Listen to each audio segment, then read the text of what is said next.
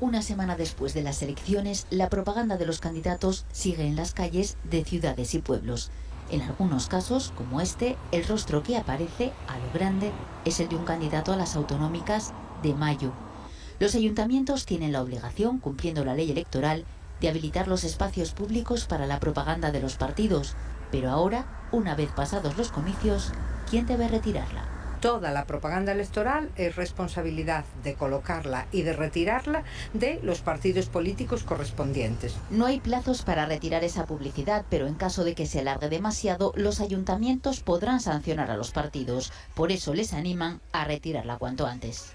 Sería bueno también, por parte, pensando en los ayuntamientos, pues animar a los partidos políticos a que retiren la propaganda que han colocado, ¿no? Yo creo que es por civismo y por higiene y por limpieza, y bueno, pues en estos momentos se pasaron las elecciones y creo que es importante retirarlo, ¿no? En el caso de vallas como esta, el espacio se contrata con la empresa propietaria y es esta la que debe encargarse de retirarlo.